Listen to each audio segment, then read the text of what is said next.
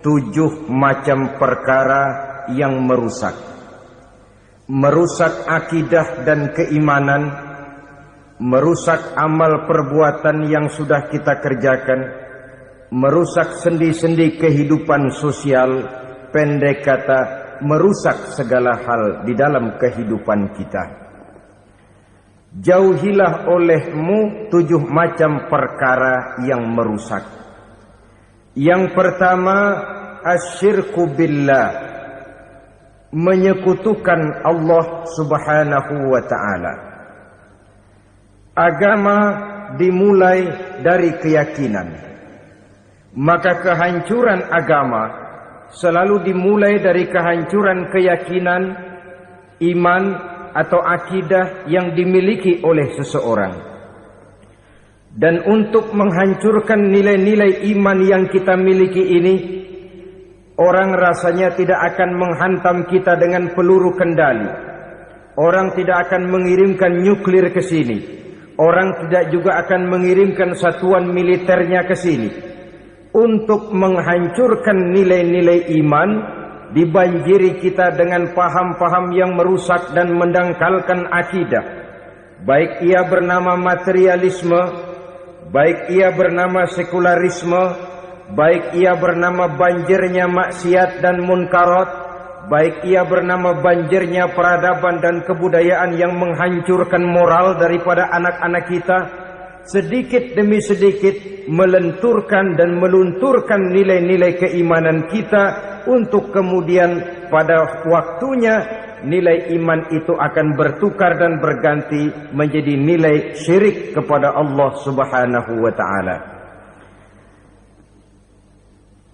Atau pada sisi lain, menjadikan yang selain Allah sebagai tujuan akhir daripada kehidupan kita. Sedangkan kita sama-sama maklum bahwa di dalam pandangan agama Islam, dosa yang tidak berampun, dosa yang terbesar, termasuk dalam kategori bapak moyangnya dosa, tidak lain adalah syirik, yakni menyekutukan Allah subhanahu wa ta'ala. Pola penghancuran iman ini memang berstrategi. Ditawarkan kita kepada paham materialisme, paham kebendaan, di mana otak menempati urutan sebagai ranking pertama, Tuhan jatuh pada urutan kedua. Lalu menyusul kepada paham sekularisme, Allah dipisahkan dari seluruh kegiatan hidup ini, untuk pada gilirannya menjadikan yang selain Allah sebagai tujuan akhir daripada seluruh kegiatan hidup kita.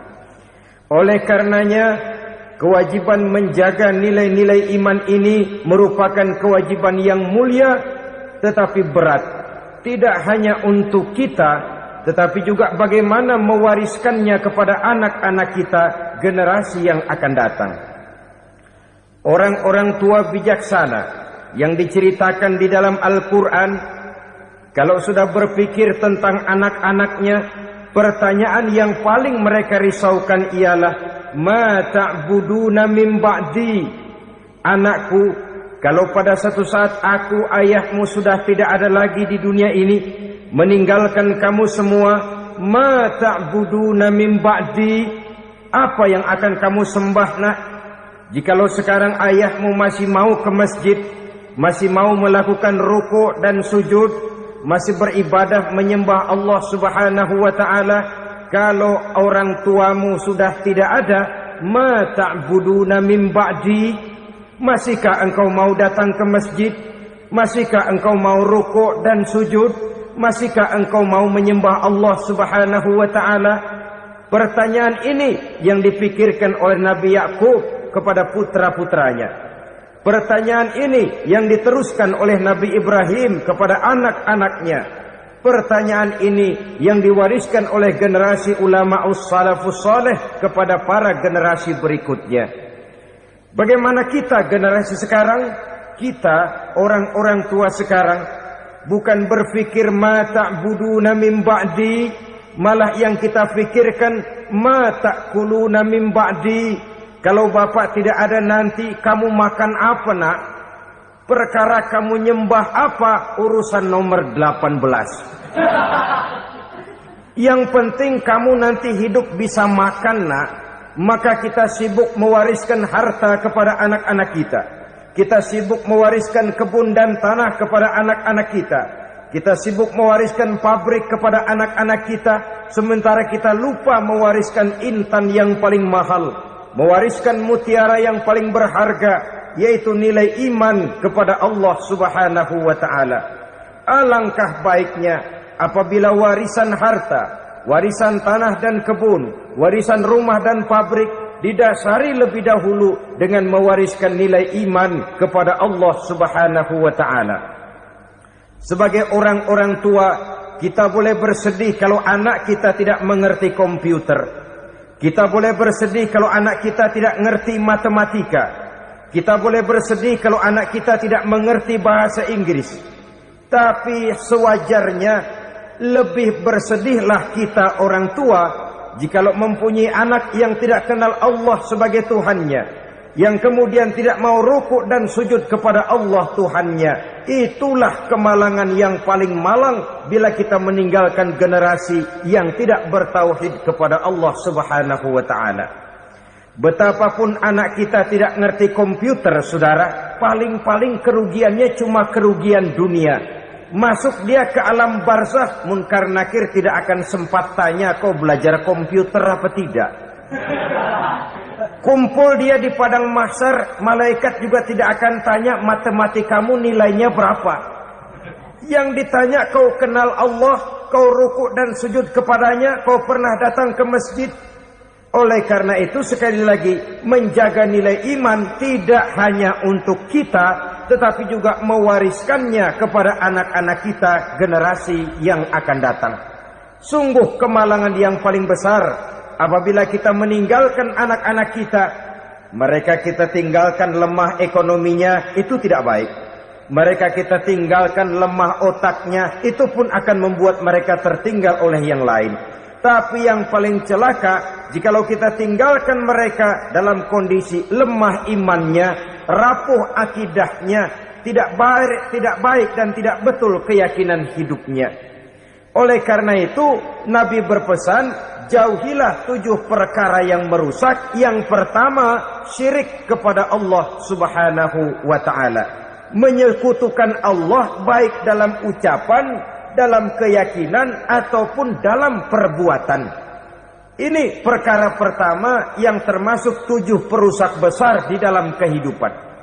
Kalau sudah jatuh kita ke lembah syirik, bagaimanapun banyak kebaikan yang kita kerjakan, berjiwa sosial, bertangan pemurah, gemar menolong orang lain, kalau memang dasarnya syirik, maka seluruh kebaikan kita akan hancur, tidak akan ada nilainya dalam pandangan Allah Subhanahu wa ta'ala. Dalam pandangan manusia, mungkin kita dicatat sebagai orang sosial, gemar menolong orang lain, tidak berpangku tangan melihat orang yang mendapat kesulitan. Tapi oleh karena dasarnya syirik, dasarnya tidak mentauhidkan Allah, maka seluruh nilai kebaikan yang kita kerjakan tidak akan ada nilainya dalam pandangan Allah Subhanahu wa ta'ala. Maka jagalah iman kita jangan sampai dihinggapi penyakit syirik yang bagaimana kecilnya sekalipun. Sekali lagi, baik syirik dalam bentuk ucapan, syirik dalam bentuk keyakinan, sampai kepada syirik dalam bentuk perbuatan, kita berhindar kepada sifat-sifat yang sedemikian itu. Karena apa? Dalam satu ayat Quran Allah Subhanahu wa ta'ala menjelaskan, innallaha la yaghfiru ayyushraka bih wa yaghfiru ma duna dzalika liman yasha. Allah tidak akan memberi ampun kepada orang-orang yang menyekutukannya, tapi Allah masih mau memberikan ampun kepada dosa-dosa yang selain itu bagi orang-orang yang dikehendakinya. Dosa selain syirik, apabila kita bertaubat, Allah masih mau mengampuni. Tapi kalau sudah jatuh ke tempat syirik, itu sudah dosa yang tidak berampun. Taubatnya tidak lain melepas syirik, kembali kepada tauhid, berkeyakinan bahwa hanya ada Allah Subhanahu wa ta'ala, Tuhan satu-satunya, yang lam yalid wa lam yulad wa lam yakul lahu kufuwan ahad. Tidak beranak, tidak pula diperanakkan, dan tidak satupun yang dapat menyerupai Tuhan Allah Subhanahu wa ta'ala. Saudara-saudara kaum muslimin rahimakumullah, bahwa kita di zaman sekarang memang tidak menyembah berhala, ya. Bahwa kita tidak berterang-terangan mengatakan Tuhan lebih dari satu, memang. Bahwa kita tidak berkeyakinan Tuhan itu punya anak atau diperanakkan, tentu. Tapi dalam perbuatan dan i'tiqad, kita kadang-kadang jatuh tanpa kita sadari ke tempat yang bernama syirik ini. Oleh karenanya, di zaman di mana teknologi makin canggih, di mana kemajuan pembangunan makin menjangkau berbagai aspek kehidupan, diperlukan keseimbangan antara kemajuan fisik material dengan kemajuan mental spiritual. Apabila tidak ada keseimbangan, yang terwujud tentulah kepincangan, yang diawali dengan pincangnya cara kita berpikir, sehingga pada akhirnya akan mengarah kepada pincangnya cara kita berbuat dan bertindak di dalam kehidupan kita. Oleh karena itu, Nabi berpesan, jauhilah sifat syirik, karena syirik merupakan dosa yang teramat besar. Ini sifat merusak yang pertama. Yang kedua, kata Nabi, wasihra, jauhilah sihir. Sihir ini juga termasuk perkara yang merusak kehidupan. Kita semua sama-sama maklum bahwa sihir sebenarnya bukan persoalan baru. Sejak sebelum datang Islam, sihir itu sudah ada. Di zaman Yunani kuno, sihir ada. Di zaman Mesir kuno, di zaman Cina kuno, dan yang lain-lain yang serba kuno, sihir itu sudah ada. Bahkan para nabi pun, para rasul yang diutus oleh Allah Subhanahu wa ta'ala, senantiasa berhadapan dengan ahli-ahli sihir untuk menguji kebenaran dari misi yang mereka bawa. Sihir adalah perbuatan di luar kebiasaan yang bisa dikerjakan oleh ahlinya dengan bantuan jin atau setan. Hukum mempelajari sihir adalah haram, mengamalkannya lebih haram lagi. Sebab itu saudara-saudara, sihir merupakan perbuatan merusak yang harus kita jauhi. Ciri-ciri daripada perbuatan sihir, pertama, ia mengandung tipuan, bayangan khayal. Di zaman Nabi Musa misalnya, orang melihat tambang-tambang itu seperti ular. Nabi Musa melayangkan tongkatnya menjadi ular-ular besar yang memakan ular-ular kecil ciptaan tukang-tukang sihir Fir'aun tadi. Lalu sihir bisa terjadi dengan bantuan jin kafir atau setan. Kemudian ciri yang ketiga, sifatnya halus dan tersembunyi. Taruh kata ada seorang ahli sihir yang mempergunakan ayat-ayat Quran sebagai jompa-jampe, sebagai baca-bacaan, itu cuma sekedar kedok. Tujuannya tidak lain menjadikan agama sebagai ketok untuk membenarkan cara yang dimurkai oleh Allah Subhanahu wa ta'ala. Satu hadis yang diriwayatkan oleh Imam Bazar dan Tabrani, Nabi berpesan, laisa minna man tatayyara lahu au takahhana au tukuhhina lahu au sahira lahu. Tidak termasuk ke dalam golonganku, kata Nabi. Tidak termasuk umatku. Siapa mereka? Man tatayyara lahu, orang yang bertatoyur. Apa tatoyur itu? Dari kalimat toyaro, artinya terbang. Toir biasa diartikan dengan burung. Tatoyaro percaya kepada suara-suara burung. Man tatoyaro lahu, mempercayai, meyakini dengan benar-benar kepada suara beburungan. Kan suka ada itu, nah bunyi burung tuh, maling liwat. Maling liwat. Burung bunyi, maling liwat. Itu termasuk tatoyaro lahu, percaya kepada suara burung. Kan aneh kalau suara orang nggak dipercaya, suara burung malah dipercaya. Ada ustadz ceramah, kiai ngaji, nggak mau didengerin, burung dengerin bener. Nah, suaranya dari sebelah mana? Belah kulon. Nah, itu tandanya anu. Habis dihitung-hitung. Itu termasuk tatoyaro lahu. Au takahana, atau bertenung, au tukuhina, atau minta ditenungkan, au sahirolahu, atau melakukan perbuatan sihir, atau minta disihirkan. Laisa minna, tidak termasuk ke dalam golonganku, kata Nabi. Sehingga dengan demikian saudara-saudara, menghadapi sihir dengan sihir sekalipun termasuk perbuatan yang tidak diajarkan oleh agama. Kita kan mempelajari sihir untuk jaga diri. Tidak apa-apa, yang dilarang mengamalkannya, dilarang juga mempelajarinya.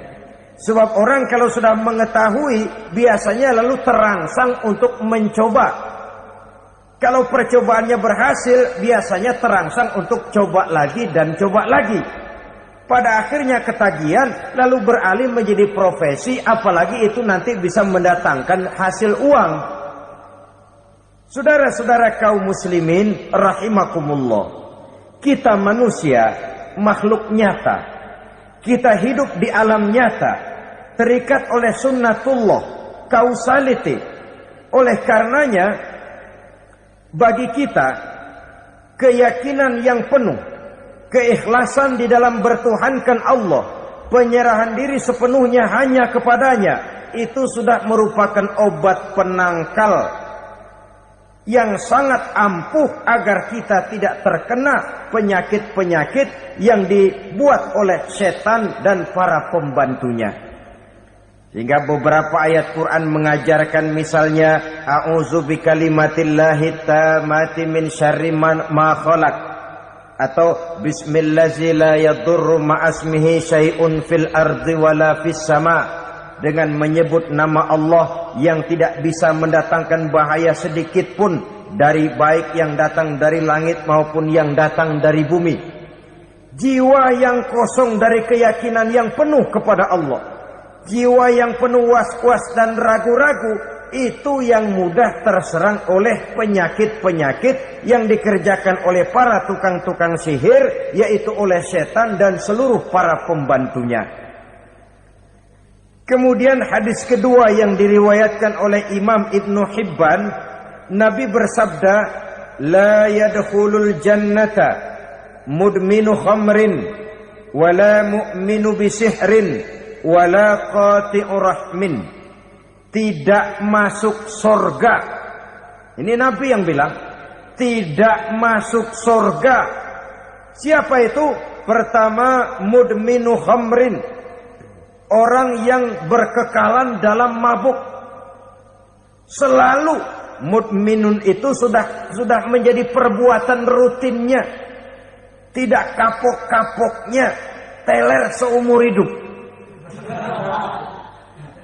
Mudminu khamrin, tidak masuk surga orang yang selalu bermabuk-mabukan. Yang kedua, wala mu'minu bisihrin, orang mukmin tapi main sihir.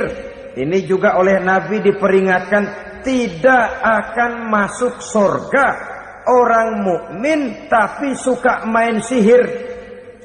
Wala qati'u rahmin, dan tidak juga orang yang memutuskan silaturahmi.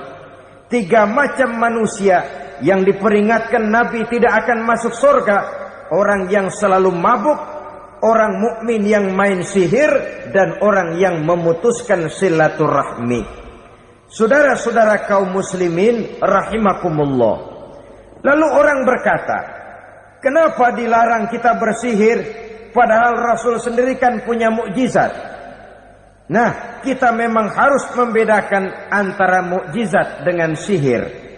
Dalam kehidupan agama, kita kenal ada yang namanya mukjizat, Ada yang namanya karomah atau keramat biasa diucapkan. Ada yang namanya ma'unah. Ada yang namanya irhas. Ada juga yang namanya sihir. Kesemuanya ini berbeda, saudara-saudara. Yang dinamakan mukjizat itu khusus untuk para rasul saja.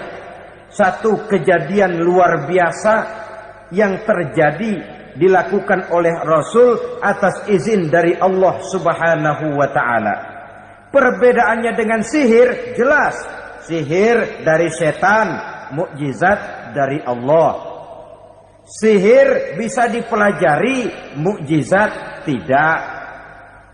Sihir umumnya untuk maksud-maksud yang tidak baik, sedangkan mukjizat untuk memperkuat kebenaran yang disampaikan oleh para rasul dan ditentang oleh umatnya. Bahkan kafir Quraisy dahulu menganggap orang-orang ahli sihir itu berada dalam satu posisi yang hina, sehingga mereka mengatakan dan menuduh Nabi Muhammad sebagai tukang sihir. Tuduhan sebagai tukang sihir adalah tuduhan yang sangat aib dan hina. Di tengah masyarakat kufar jahiliyah, kedudukan tukang sihir dipandang sebagai kedudukan yang hina, sehingga mereka mengejek Nabi dengan sebutan tukang sihir. Jadi mukjizat hanya untuk Rasul saja. Kemudian karomah. Karomah ini asal kata dari karoma, kehormatan, kemuliaan yang diberikan Allah kepada hamba-hambanya yang rajin mendekatkan diri kepadanya. Oleh karena ketekunannya melaksanakan ibadah, Allah memberikan keistimewaan kepada orang itu, yang dengan keistimewaannya dia bisa mengerjakan yang tidak bisa dikerjakan oleh orang lain. Karomah hanya bisa dicapai dengan prestasi ibadah. Kalau sihir, mau ibadah apa enggak, asal dia belajar, bersatu dan berteman dengan setan, memenuhi persyaratan-persyaratan setan, biasanya lalu bisa. Sedangkan karomah tidak mungkin terwujud tanpa orang mendekatkan diri sedekat-dekatnya kepada Allah Subhanahu wa ta'ala. Maka kita lihat biasanya orang-orang yang punya ilmu sihir, mukanya rata-rata nggak enak dilihat. Kumuh, jauh dari air wudhu, jauh dari sujud kepada Allah, malah berteman dengan setan, menjadi pelayan-pelayannya setan.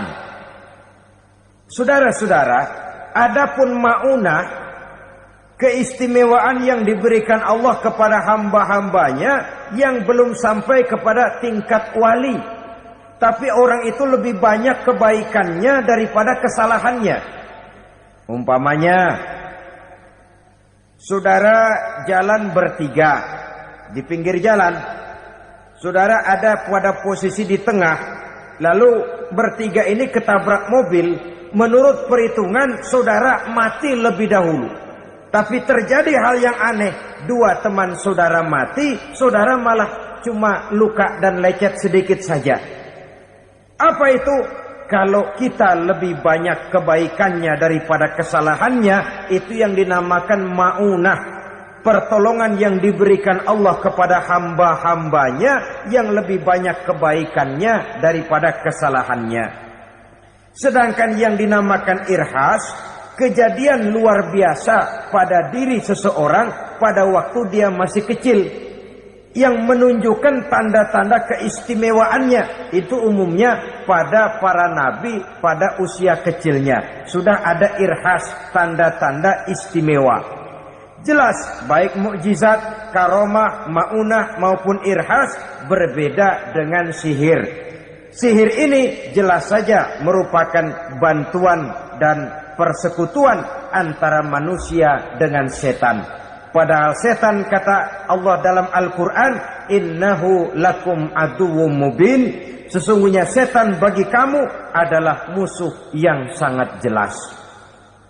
Saudara-saudara kaum muslimin rahimakumullah, di zaman sekarang dalam menghadapi beban kehidupan yang makin pelik, menghadapi stres yang tidak kunjung selesai, menghadapi persoalan-persoalan yang teramat berat, orang sering mencari jalan keluar kepada hal-hal yang menurut pendapatnya bisa meringankan beban moralnya itu. Pergilah dia mencari sesuatu yang dapat meringankan bebannya. Dan tidak jarang yang jatuh ke pangkuan tukang-tukang tenung, ke pangkuan tukang-tukang sihir, yang mereka itu oleh Quran dijelaskan kadzabal munajjimun walau sodaku. Tukang-tukang tenung, tukang-tukang sihir, mereka itu bohong walaupun benar. Maksudnya bohong walaupun benar artinya kalau yang mereka kerjakan benar itu sih kebenaran. Benar dengan kebenaran itu lain. Kebenaran, kebetulan bisa. Tapi tidak untuk selalu. Apalagi kalau itu sudah membahayakan kehidupan orang lain. Jadi oleh karena itu Nabi berpesan jauhilah daripada sihir. Kalau sudah jauhilah dari sihir artinya ya jauhilah daripada mempelajarinya, jauhilah daripada bergaul dengan orang-orang yang ahli di bidang itu, karena dari pergaulan segalanya bisa menular. Baiklah saudara, ini yang kedua. Yang ketiga pesan Nabi, wa qatlan nafsil lati harramallahu illa bil haqq. Membunuh orang lain dengan cara yang tidak benar. Membunuh orang yang diharamkan oleh Allah Subhanahu wa taala untuk melakukannya kecuali dengan alasan yang benar. Kita tahu Islam adalah agama damai. Sesuai dengan namanya, ia tidak dikembangkan dengan pedang dan kekerasan. Ia dikembangkan dengan keteladanan dan tuntunan moral. Oleh karena Islam bukan agama kekerasan, Islam pun tidak mementingkan dan mengajarkan kekerasan kecuali dengan alasan yang benar dan bisa dipertanggungjawabkan.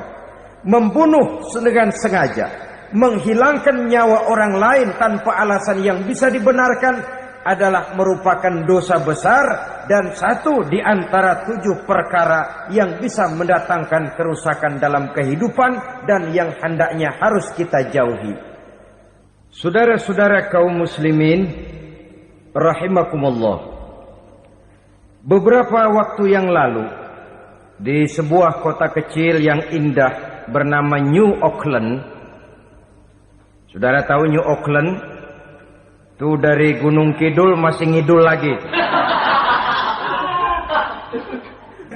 Pernah diadakan satu seminar yang membicarakan bagaimana menyelamatkan masyarakat manusia dari bahaya Perang Dunia Ketiga.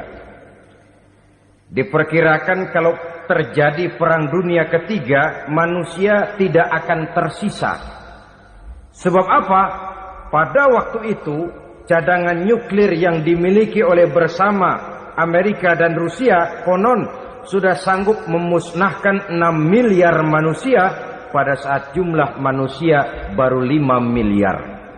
Jadi kelebihan nuklir dunia ini. Kalau terjadi Perang Dunia Ketiga, sulit manusia untuk tersisa. Maka dibahaslah di dalam seminar itu, wah, supaya tidak terjadi Perang Dunia Ketiga, maka perlombaan membuat senjata-senjata canggih, alat-alat pembunuh modern harus segera dibatasi. Dibahas, tidak mungkin kita membatasi perlombaan membuat senjata. Kenapa? Makin maju ilmu dan teknologi, makin canggih senjata yang ditemukan. Atom sudah meningkat menjadi nuklir, nuklir sudah meningkat menjadi neutron, dan kita tahu bom yang bernama neutron ini bom yang cukup membunuh tanpa perlu merusak. Artinya kalau dia diledakkan di kota kita ini, bangunan utuh, jembatan tidak ambruk, rumah-rumah tetap berdiri, tapi semua yang bernama hidup mati. Itu katanya lebih sopan dari bom atom. Sebab kalau si atom ini sudah membunuh, merusak pula. Neutron cukup membunuh saja tanpa perlu merusak. Jadi majunya senjata-senjata teknologi sebagai akibat yang logis dari kemajuan ilmu pengetahuan ini tidak bisa kita batasi.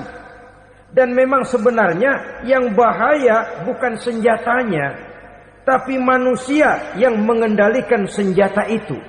Mereka kembali kepada prinsip the man behind the gun. Bukan senjatanya yang bahaya, tapi manusia yang mengendalikan senjata itu yang bahaya. Walaupun senjatanya modern, katakanlah model M16 umpamanya, kalau yang mengendalikannya orang beriman, insya Allah aman. Tapi biar megang cuma senapan angin, kalau yang megang orang brutal, ngeri kita deket-deket. Apalagi kalau memang bukan ahlinya menggunakan senjata, bisa ngeker kaki kena jidat.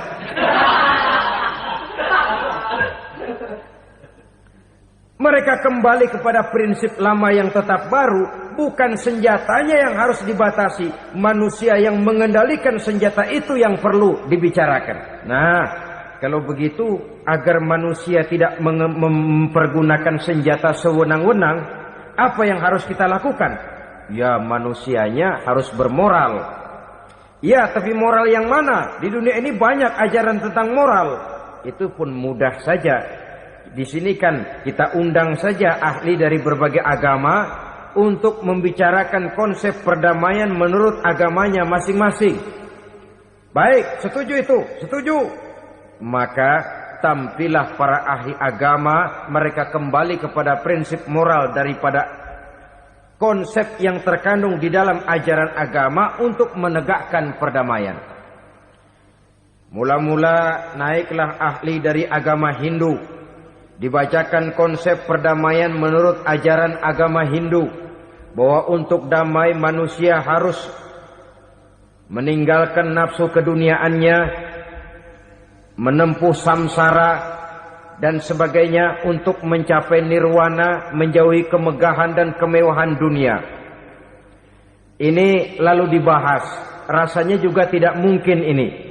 Kemudian dari agama Nasrani, bahwa untuk damai manusia harus menciptakan sifat kasih sayang. Kalau ditampar pipi kiri, berikan pipi yang kanan.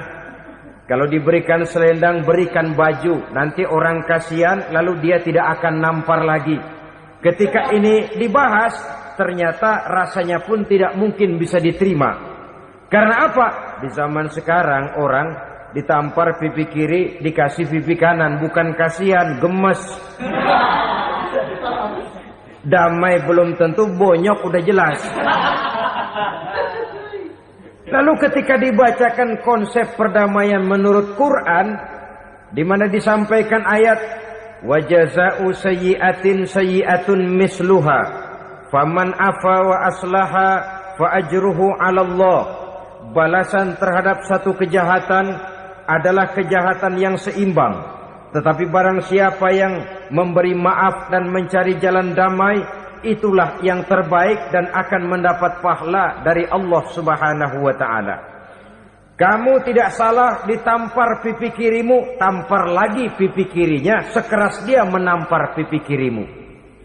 Nanti orang tidak mau menampar kita karena dia tahu kalau dia tampar kita, dia akan menderita tamparan sekeras dia menampar kita. Akan terjadilah prinsip saling hormat menghormati, tidak saling ganggu, tidak saling usil, tidak saling jahil. Atas dasar ini perdamaian bisa ditegakkan. Mereka bisa menerima konsep ini, tapi kemudian seminar ditutup tanpa satu keputusan resmi. Kenapa? Terus terang mereka kagum dengan konsep Islam. Tapi sentimen lama terhadap nilai-nilai Islam telah menutup mata mereka untuk menerima kebenaran dari ajaran Al-Quranul Karim. Saudara-saudara kaum muslimin rahimakumullah, kembali kita kepada persoalan pokok. Roh adalah dari Allah. Dia akan kembali kepada Allah, milik mutlak dari Allah. Tidak pantas kita merampasnya dari orang lain. Tidak wajar kita menghilangkannya tanpa alasan yang dibenarkan oleh agama. Di zaman sekarang akibat persaingan hidup yang makin tajam, lapangan kerja yang makin sulit, tensi ekonomi yang makin tinggi, atau karena nilai moral yang makin rendah, atau juga karena rapuhnya pegangan orang kepada agama, nyawa rasanya sudah sedemikian murahnya. Berbagai kasus membuat berdiri bulu roma kita. Ada mayit, ada manusia dipotong 6, dicincang macam kambing. Ada yang dipotong 5, ada yang dipotong 13, dikardusin, dibuang ke tempat sampah. Inna lillahi wa inna ilaihi raji'un. Gejala apa ini? Kanibalisme. Manusia sudah demikian sadisnya, manusia sudah sedemikian buasnya, sehingga sesama manusia diperlakukan seperti hewan. Padahal hewan sendiri belum pernah macan makan macan, bagaimanapun buasnya macan. Belum pernah serigala memakan serigala, bagaimanapun brutalnya serigala. Tetapi manusia makan manusia di zaman sekarang kadang jadi kenyataan dalam kehidupan kita. Kadang persoalannya remeh saja. Soal uang 200 perak, pisau bicara, nyawa melayang. Soal rokok sebatang, celurit bicara, nyawa melayang. Soal-soal yang sama sekali tidak prinsip, begitu mudah kita menghilangkan nyawa orang lain.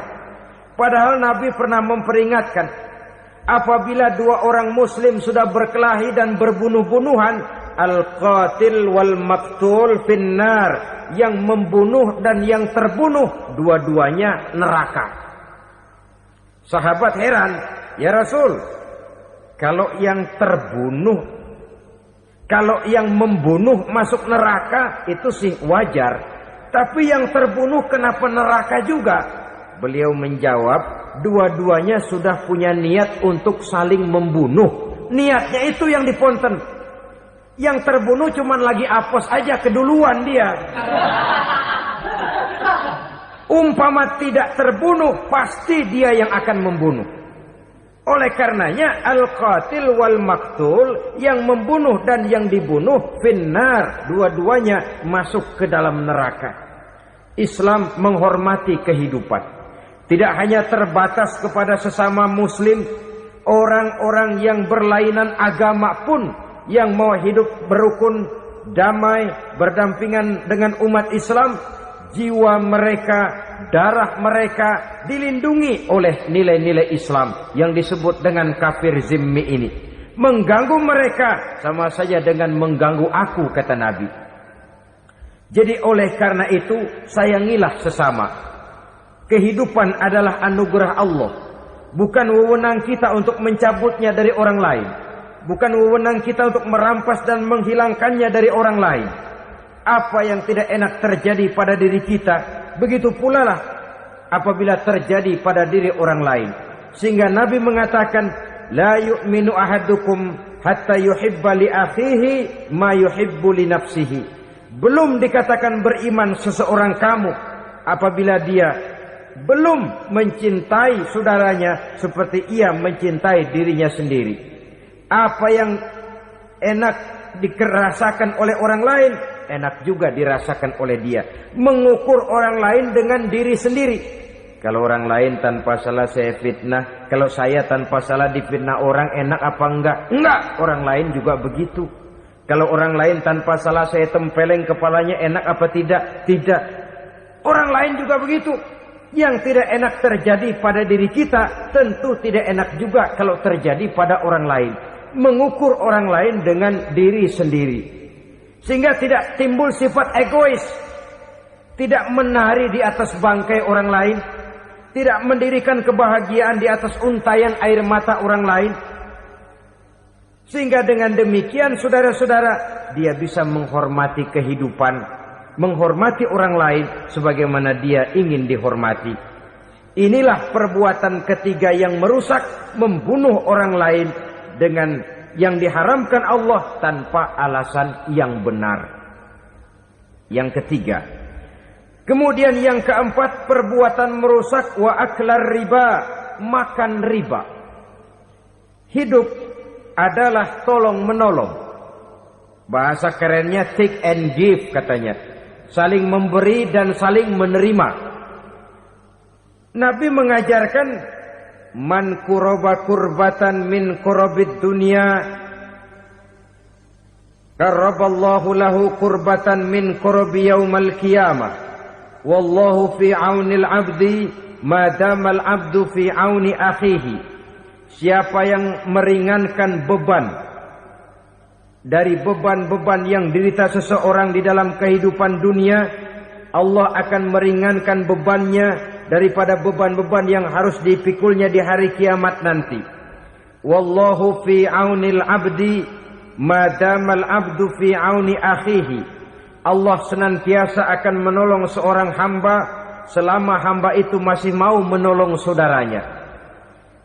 Allah selalu akan menolong seorang hamba selama hamba itu masih mau menolong saudaranya. Apabila kita sudah berpangku tangan terhadap kesulitan orang lain, biasanya pun pada saat kita mendapat kesulitan, kita akan sulit juga memperoleh pertolongan. Nah, riba alias renten, kedoknya adalah menolong orang. Tapi sama juga bulu buntutnya dilepas, palanya dicekek. Menolong orang pada akhirnya menjadi beban bagi seseorang. Dan memang mencari orang-orang yang berada dalam posisi kesulitan. Biasanya di daerah-daerah di mana musim paceklik jadi lapangan kerja sulit, sedangkan urusan perut tidak bisa ditunda.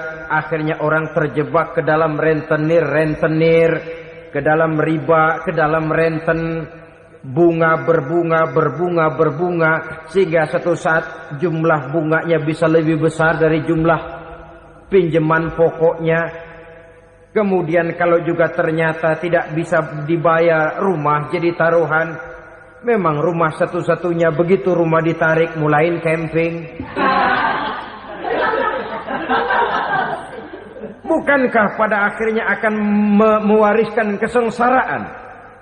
Oleh karena itu, kepada kita berusahalah jangan berhubungan dengan rentenir, jangan makan renten dan riba. Kepada mereka yang melaksanakan riba, walaupun mendatangkan keuntungan materi, tapi percayalah harta yang didapat dengan jalan riba tidak akan membawa keberkahan.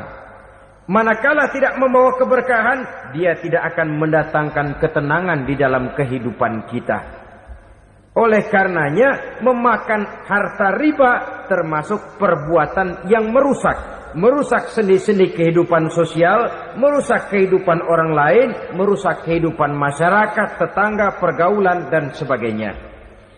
Yang kelima, wa akla malil yatim, memakan harta anak yatim dengan cara yang zalim. Nih, memang lezat. Anak yatim itu nggak tahu urusan apa-apa. Kita diamanahkan untuk mengurusinya. Kadang-kadang dibentuklah panitia penyantunan yatim piatu. Yatimnya mah tetap kelaparan, panitianya yang pada gendut.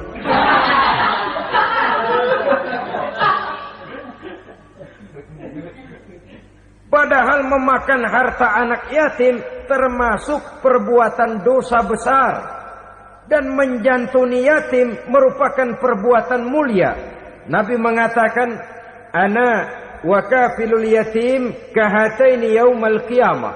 Aku dan orang-orang yang menyantuni anak yatim seperti dua jari ini pada hari kiamat nanti. Dekat sekali. Jikalau ingin di hari akhir nanti dekat dengan Rasul, bersahabatlah dengan anak-anak yatim. Jadilah pengurus anak-anak yatim. Bangunlah panti-panti asuhan yatim. Pada saat bapak ibunya meninggal, kitalah yang menjadi orang tuanya. Bahkan sedemikian besar perhatian Islam terhadap anak-anak yatim ini, sehingga Quran memberikan peringatan, ara'aital ladzi yukadzibu bid-din fadzalikal ladzi yad'ul yatim wa la yahuddu ala ta'amil miskin. Tahukah kamu siapa orang yang mendustakan agama? Beragama tapi dianggap dusta, solatnya dusta, puasanya dusta karena agamanya sudah berdusta. Siapa mereka? Fazalikal ladzi yad'ul yatim, orang yang menyanyiakan anak yatim. wala yahuddu ala ta'amil miskin, dan tidak pernah memberi makan kepada orang-orang yang menderita kemiskinan. Menyia-nyiakan, meninggalkan anak yatim termasuk perbuatan yang divonis kita sebagai orang yang mendustakan agama. Saudara-saudara kaum muslimin rahimakumullah, maka sangat dicela mengeksploitir anak-anak yatim, menjadikan mereka sebagai kedok untuk mencari kekayaan pribadi. Tetapi jikalau ikhlas, ganjarannya sangat besar, nilai pahalanya sangat besar. Menyantuni yatim tidak hanya setahun sekali. Kalau Muharram pakai istilah lebaran yatim, dibentuklah panitia, diberilah beras, uang 45.000 rupiah, alhamdulillah. Tapi jangan lupa, si yatim tidak hidup cuma satu hari. Dia tidak hidup cuma di bulan Muharram saja, dia hidup 12 bulan dalam setahun. Sebagaimana anak-anak yang lain, dia juga berhak punya masa depan. Dia juga berhak menikmati bangku sekolah. Dia berhak mengenyam arti dan makna pendidikan. Dia berhak membekali diri dengan ilmu dan pengetahuan seperti halnya anak-anak yang lain. Maka kita yang diberikan keluasan oleh Allah, ingatlah itu, bersahabatlah dengan anak-anak yatim, santuni mereka.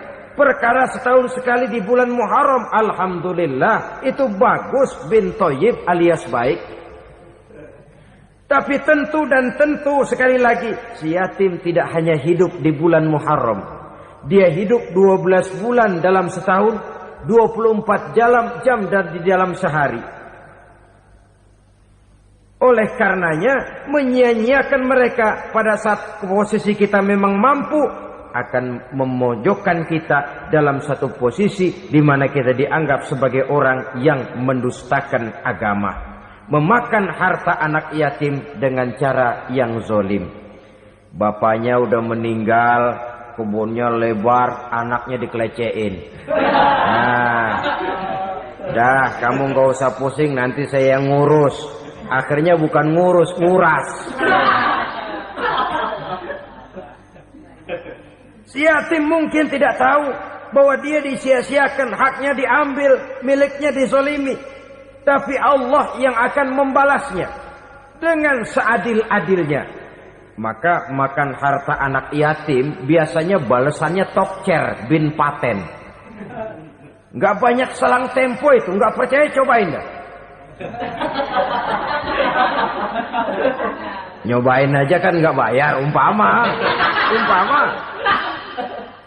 Memakan harta anak yatim dengan cara yang zolim, ganjarannya biasanya kontan. Kenapa? Ratapan si miskin, untayan air matanya, jeritan kepedihan hatinya, membuka pintu langit, permohonannya diijabah, getaran hatinya didengarkan oleh Allah. Maka balasannya biasanya kontan, spontan, tidak menunggu waktu terlalu lama. Itu di dunia, belum lagi di akhirat nanti. Bukankah dalam riwayat Mi'raj diceritakan Nabi melihat di neraka itu orang perutnya sebesar rumah. La haula wala quwata. Itu perut kayak rumah, bagaimana jalannya tuh orang. Dan memang gak jalan, diseret-seret oleh malaikat di neraka itu. Hancur perutnya, amburadul itu perut. Berantakan isinya, dibulatkan lagi, diseret lagi, hancur lagi, dibulatkan lagi. Sampai Nabi tanya, orang itu begitu berat siksanya kenapa ya Jibril?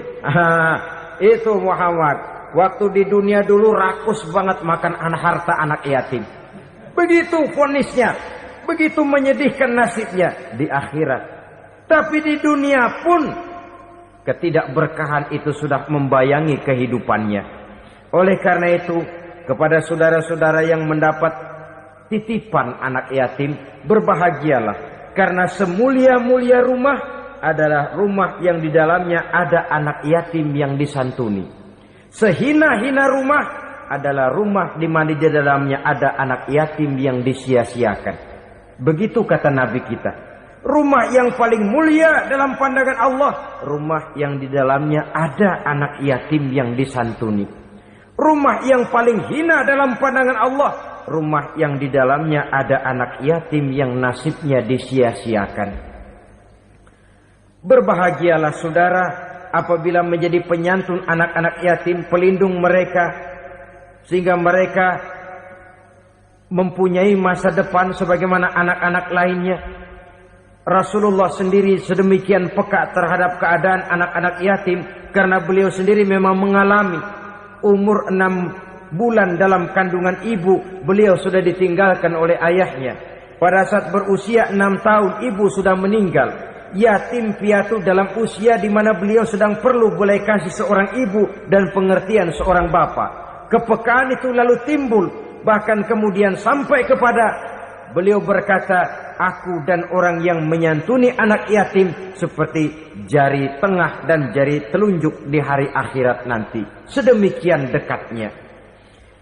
Baiklah ya, jadi yang kelima, memakan harta anak yatim. Jauhi karena ini perbuatan yang merusak. Yang keenam, watawalli yaumaz zahfi. Melarikan diri pada hari pertempuran. Apa ini? Khianat. Tidak konsekuen dengan konsep perjuangan. Pada mulanya keras benar teriak, berantas korupsi, ganyang korupsi. Cuma karena belum dapat giliran. Begitu dia naik dapat kesempatan, korupsinya lebih edan dari yang diteriakinya. Ini termasuk tawalli yaumaz zahfi. Berpaling pada hari peperangan. Di saat menghadapi musuh. Kalau belum kelihatan musuh, teriaknya nyaring bener. Jangan takut demi kebenaran sampai titik darah yang paling penghabisan. Musuh belum kelihatan. Begitu musuh sudah kelihatan, paling dulu lari ke belakang. Kalau diajak berjuang ada saja alasannya. Sehingga Quran memberikan peringatan kepada kita semua. Mengapa kamu ini berat? Kalau sudah diajak berjuang di jalan Allah, kakimu seperti terhunjam berakar di perut bumi. Berat untuk melangkah berjuang. Lari dari pertempuran tidak konsekuen dengan konsepsi perjuangan. Mau enaknya saja. Dalam kondisi yang sulit lalu berpangku tangan. Ini termasuk ciri munafik yang di dalam Al-Quran disindir dengan bahasa kullama adha'a lahum masyaufi wa iza azlama alaihim qamu. Waktu terang mereka jalan, giliran gelap mereka mandek. Artinya maksudnya kalau giliran ada untungnya aja rame-rame teriak Islam. Tapi begitu diminta berjuang, dituntut berkorban, rame-rame mundur. Waktu dilihat di Islam ada untungnya, rame-rame teriak Islam. Pak, saya Islam banget, Pak. KTP saya Islam, Pak. Pokoknya Islam banget dah. Tapi ketika diminta berjuang, dituntut sedikit berkorban, rame-rame mengundurkan diri. Tahun 65 PKI berontak. Waduh, waktu itu jadi orang Islam untung itu. Nggak dikejar-kejar, aman. Masjid rame, mobil-mobil